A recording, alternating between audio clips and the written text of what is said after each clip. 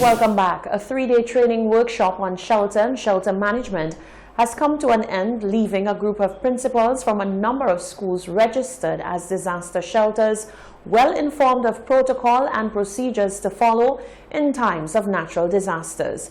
One of the main focal points is the creation of procedures to most effectively come to the aid of persons with disabilities as well as the vulnerable. Research Officer Lindy Aristide said the key participants are principals from Districts 1 to 4. The need for the training was high, as it is important to adequately train personnel, namely principals, as their teams are vital. Throughout the 3 days, we have had various presentations on the shelter. What is the shelter? What actually takes place at the shelter? The activities? How do we deal with those issues? And also we've just had a presentation by Mr. Edmund who has given us some information as to how to deal with persons with disabilities who come to our shelters. It is very important because right now we've had lots of persons who have come to our shelters and they've not been treated as they should. And so this has given us an opportunity to be better enlightened as to how they could be assisted in ensuring that those persons feel comfortable and that we're able to address the needs.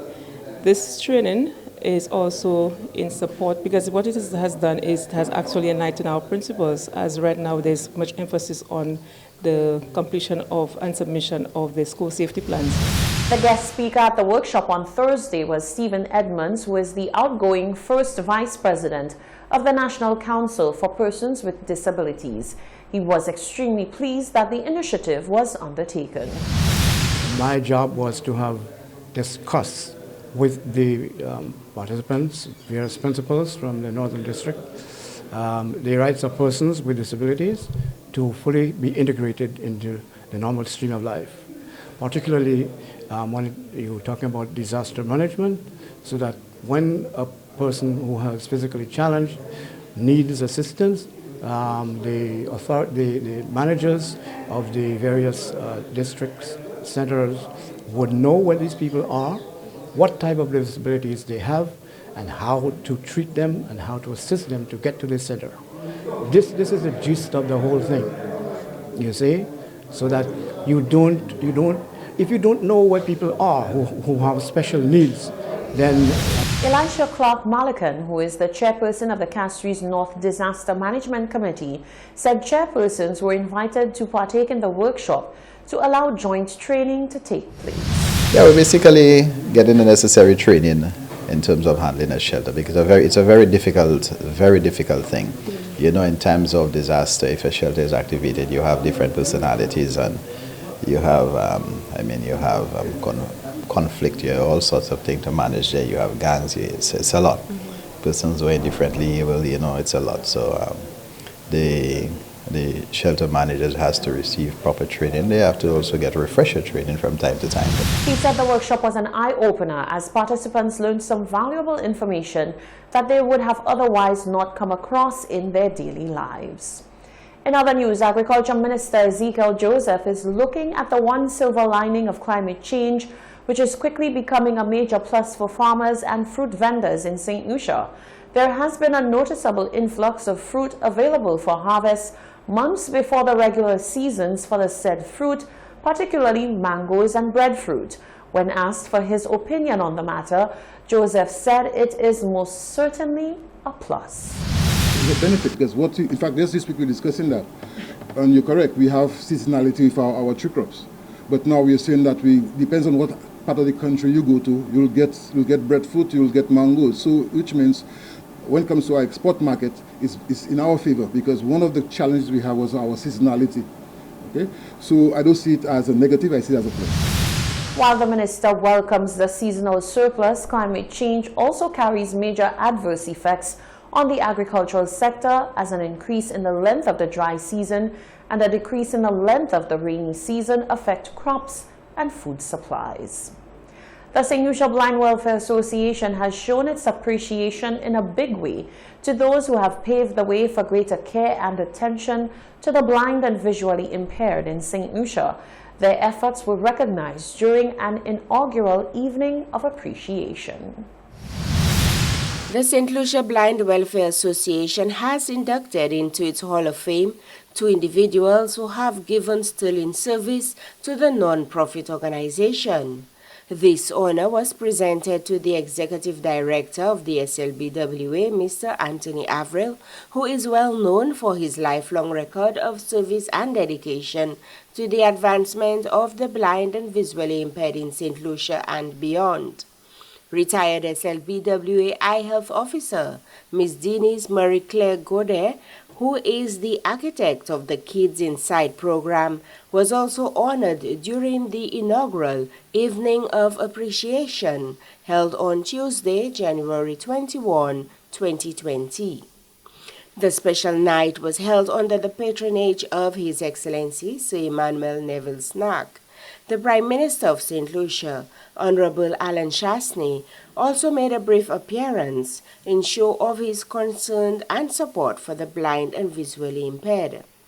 Meanwhile, awards were presented in several categories to many present and past staff members and volunteers of the association.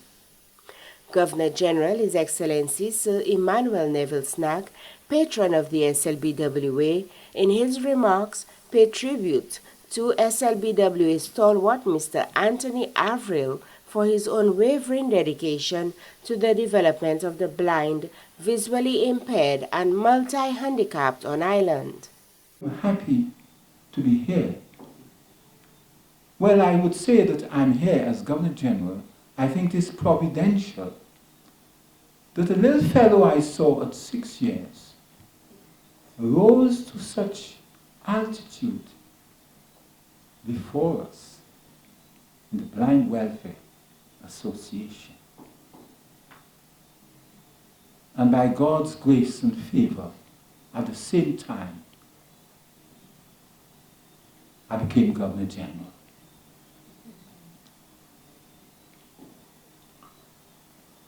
What more can I say?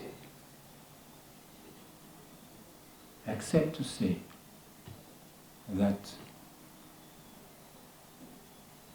I will always consider myself, Governor General or not, as patron of the St. Lucia Blind Welfare Association.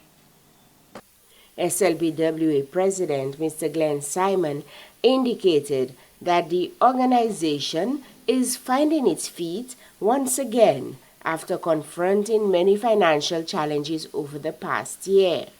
The SLBWA says, thank you. Thank you for your time, your talent, your treasure, which has kept the association's work alive over the many years. The St. Lucia Blind Welfare Association also awarded well-known blind crooner Mr. Morgan Dupal, popularly known as Jim Coco Snow. The organization endeavors to host annual appreciation ceremonies going forward. For the Blind Welfare Association, I am Claudia Monlu. 15 public officers from 10 governmental agencies received certificates of completion in national report drafting on Thursday. The training of public officers to draft national reports was conceived as part of the Department of Gender Relations efforts to bring St. Lucia up to date with its reporting obligations. According to the Director of Gender Relations, Jenny Joseph, the training, which was facilitated by Sisters for Change, concentrated on the drafting of the report to the Convention of Elimination of All Forms of Discrimination Against Women. In many situations and circumstances, we find ourselves in spaces where it's dominated by men, or in the case of our training, dominated by women, but it's almost necessarily so. St. Lucia ratified the convention in 1982, and countries are required to submit periodic reports to the committee every 4 years. St. Lucia's last report was submitted in 2005 and in 2019. The Department of Gender Relations set out to complete the 7th to 9th reports. So far, if you do the math, we have over 100 persons who are in senior positions in the public service who now know about CEDAW, and they did not know about CEDAW before then. So we had our first draft completed in August of this year. October of this year. Last year, 2019.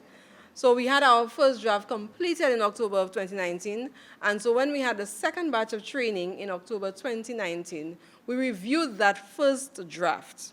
And then through the assistance of Sisters for Change, we identified the areas that we could improve in our report, and we completed the second version by the beginning of January. The team received certificates of completion ahead of the presentation of the report to the National Coordinating Committee for Human Rights. This is the Hot 7 TV Nightly News. Stay with us. We'll be right back.